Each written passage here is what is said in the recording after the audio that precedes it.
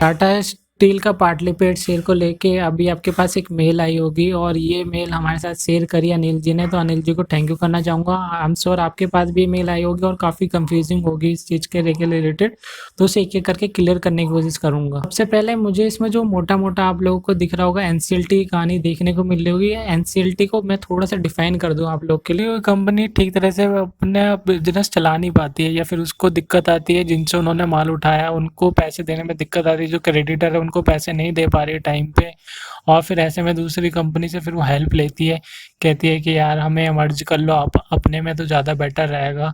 तो ऐसे में आके क्या एनसीएलटी का क्या रोल होता है, एनसीएलटी में जाती है यहाँ पे ये फाइल करती है बैंकरप्सी के लिए, और जैसे ही आप देख रहे होंगे विकिपीडिया के पेज पे, तो ऐसे ही इनके होते हैं, तो कंपनी की एक रीस्ट्रक्चरिंग हो जाती है उस तरह से।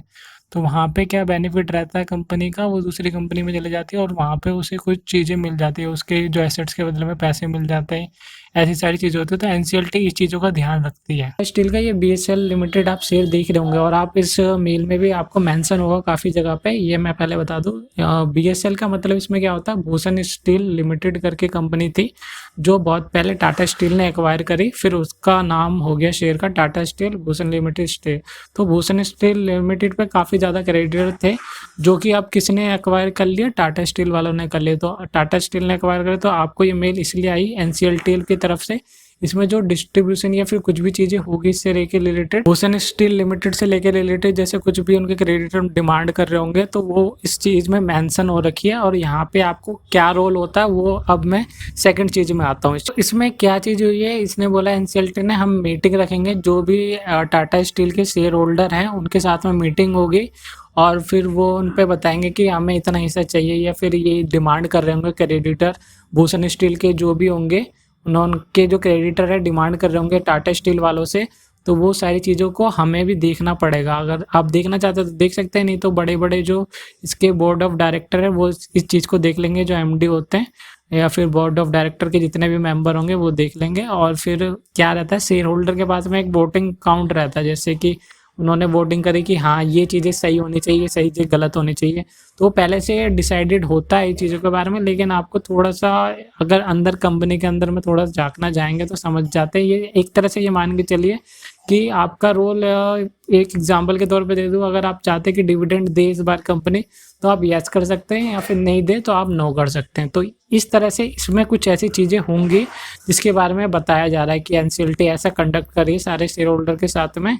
तो आप जरूरी नहीं कि आप पार्टिसिपेट करना चाहते हैं या वोटिंग करना चाहते हैं तो करिएगा, नहीं तो इसके रिलेटेड और कुछ दूसरी कहानी के बारे में बात नहीं की गई। मैं इनकी वेबसाइट पे भी आया और मैंने ये सारी चीज़ें देखी है और यहाँ पे मुझे लगा कि कुछ इंपॉर्टेंट है। तो email address by the equity share holder, मतलब वही मैंने आपको लास्ट वीडियो में मेंशन करी थी। अगर आपका ईमेल एड्रेस अगर सही नहीं है तो एक बार अपने ब्रोकर के साथ में ठीक करा लीजिएगा, नहीं तो यहाँ पे एक अपॉर्चुनिटी दे रखी है कि आप अपना ईमेल एड्रेस ठीक करा सकते हैं।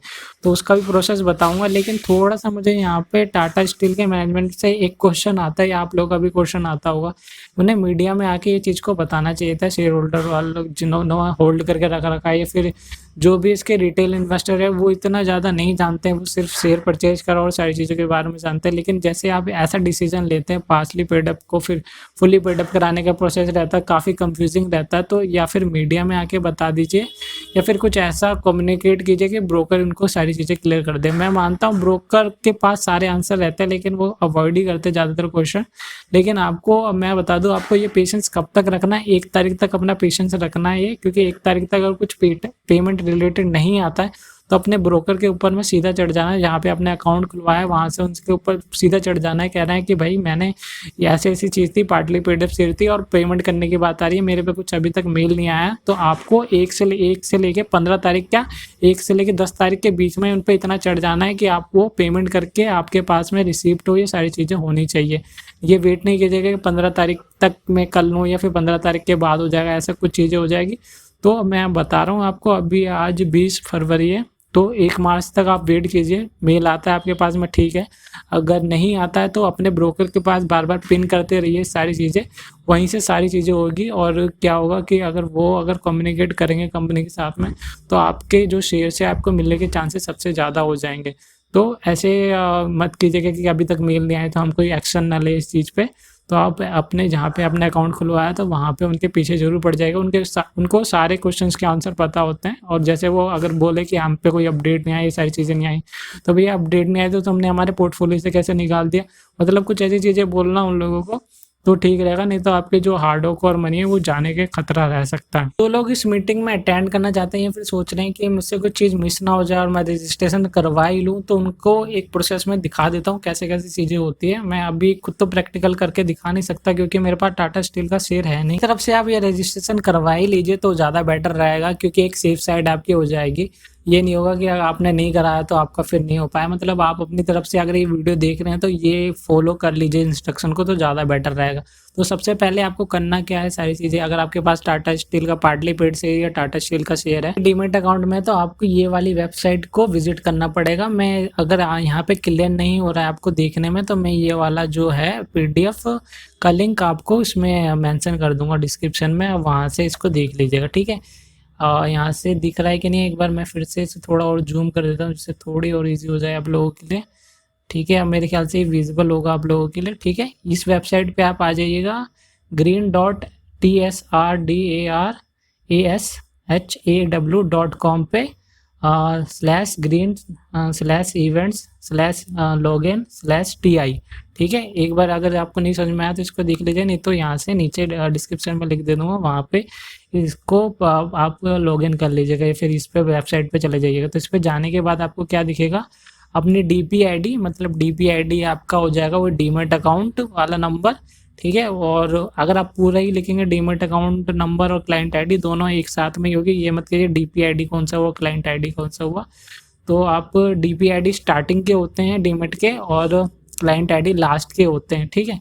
फिर उसके बाद पैन डिटेल्स डालनी पड़ेगी, कैप्चा कोड आएगा आपके पास में, ठीक है। System will verify the client ID और पैन डिटेल को वेरीफाई करेगा आपस में, कि वो देखेगा कि आपके शेयर उनके पास में है कि नहीं, तो उनके पास सारा डाटा चला जाता है, ठीक। वेरिफिकेशन हो जाएगी तो सिस्टम अलाउड कर देगा शेयर होल्डर को फिर एंटर करने के लिए ईमेल एड्रेस और मोबाइल नंबर, ठीक है।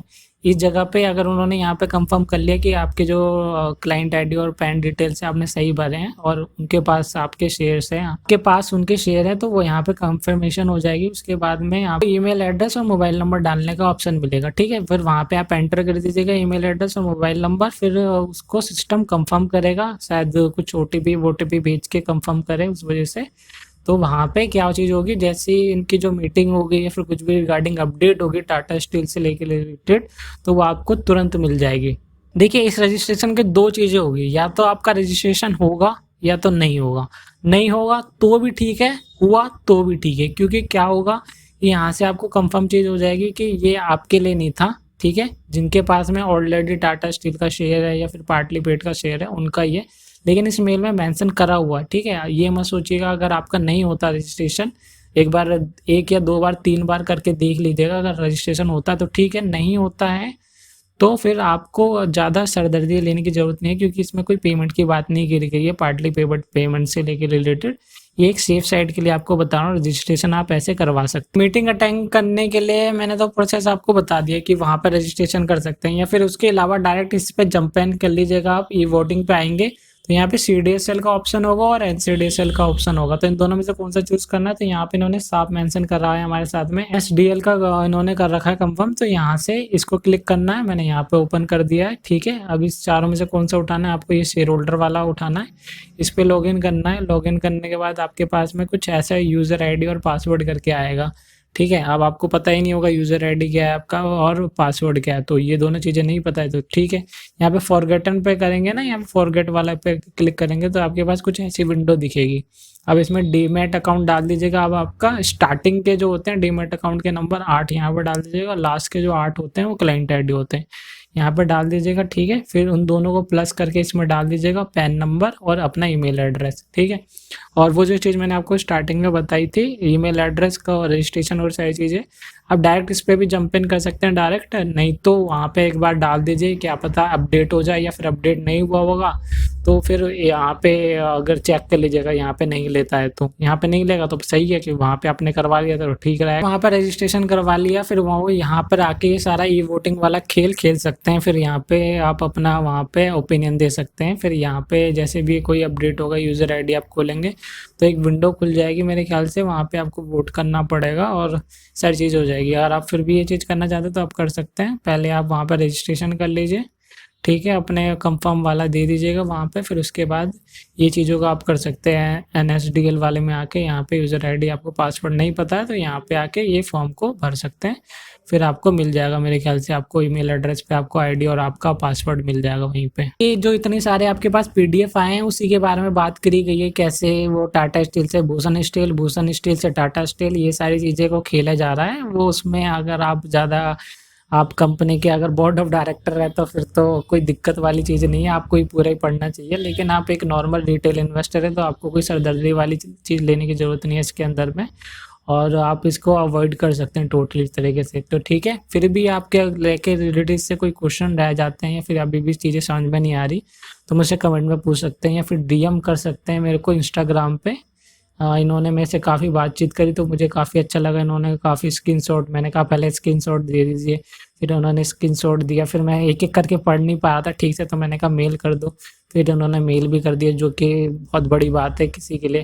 ट्रस्ट वाली बात आ जाती है, लेकिन उन्होंने मुझ पर ट्रस्ट करके मेरे पर यहाँ पे मेल कर दिया तो इनको थैंक यू कहना चाहूँगा। और एक बार फिर से रिपीट कर दूँ चीज़ों को, एक तारीख तक अगर आपके पास में मेल नहीं आता है, फिर एक तारीख के मार्च तक आ जाना चाहिए आपके पास में मेल में। फिर 1 तारीख से लेकर 15 मार्च के बीच में आपको पेमेंट करनी होगी। ये चीज़ दिमाग में रख लीजिए, आपको 1 तारीख से लेकर 10 तारीख के बीच में अपनी पेमेंट कर देनी है। 1 मार्च से लेकर 10 मार्च तक के बीच में कर देनी है। ज़्यादा टल्ला नहीं करना है कि 15 तारीख तक हम कर लेंगे आराम से। कुछ चीज़ें कभी कभी वेबसाइट भी खराब हो जाती है, कभी मतलब किस्मत खराब होने वाली चीज़ हुई तो कुछ भी हो जाता है। तो 1 तारीख से लेकर 10 तारीख तक कीजिए। फिर भी आपके पास मेल नहीं आता है, एक तो ये चीज़ों की मेल आ जाएगा तो आप पेमेंट करके सारी चीज़ें निपटा देंगे। हाँ, अगर दिन पे मेल आया पेमेंट के रिगार्डिंग में तो वो मेरे साथ शेयर करेंगे तो मैं वहाँ पे एक बार उनको गाइड भी कर दूंगा, जिससे एक और वीडियो भी बना दूंगा जिससे कि आप लोगों को पता चल जाएगा कि ये पेमेंट हो जाए। मैं नहीं चाहता यार किसी का पैसा जो है वो उन्होंने हार्डली कॉर पे इन्वेस्टमेंट किया है तो वो किसी के ऐसे ही चला जाए, कंपनी ले ले फॉरफिटेड कर ले तो ठीक नहीं रहता।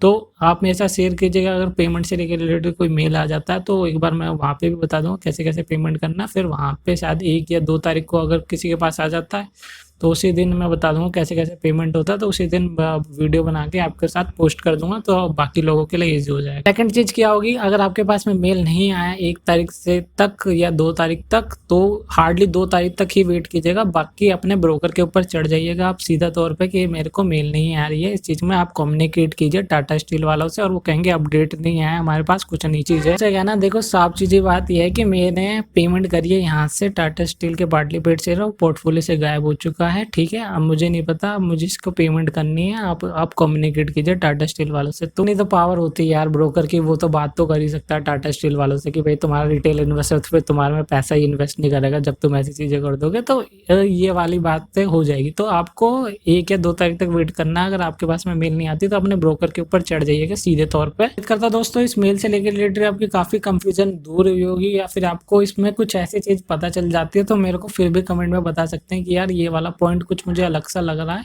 क्या ये पेमेंट से लेकर रिलेटेड तो नहीं, मुझे उस चीज़ के बारे में भी कमेंट में बता सकते हैं, ठीक है। मैंने वैसे पढ़ा तो मेरे को ये मीटिंग टाइप में ही लगी, जैसे बोर्ड ऑफ मीटिंग होती है उसी टाइप में लगी, जिसमें अगर आप अपना वोटिंग कर सकते हैं, शेयर होल्डर है क्योंकि आपका वोटिंग रहता है, आप कंपनी के मालिक है तो उससे ये आपका रहता है। तो एक तरीके से ये ईमेल इसलिए आई कि जिन सारे होल्डर के पास में चला जाए, एक राइट रहता है, सेबी का रेगुलेशन होता है कि सारे शेयर होल्डर के पास में सारी चीज़ें जानी चाहिए।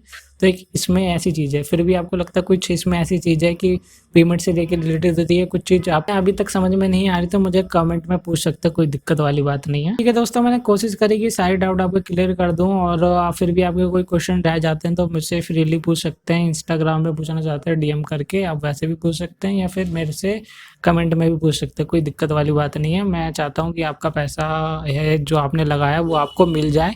और मैं कहना चाहूँगा कि काफ़ी लोगों के क्वेश्चन ये आ रहा है कि हम पे नहीं कर पाएंगे, तो मैं उन लोगों को कहना चाहूँगा कि आप कोशिश करें किसी से लेके इसकी पेमेंट कर दें और फिर बाद में उसको दे दे 1 अप्रैल के बाद में। तो हाँ, ये चीज़ और बताएंगे कि 1 अप्रैल के बाद ही शायद आपके पास जो पोर्टफोलियो में आपके पास आप पेमेंट करने के बाद, ये नहीं होगा कि ये वाला शेयर आ जाए 1 अप्रैल के बाद में, नहीं, ये पेमेंट करने के बाद शायद 1 अप्रैल के बाद आपके पास में आ जाए तो काफ़ी ठीक रहेगी चीज़ें।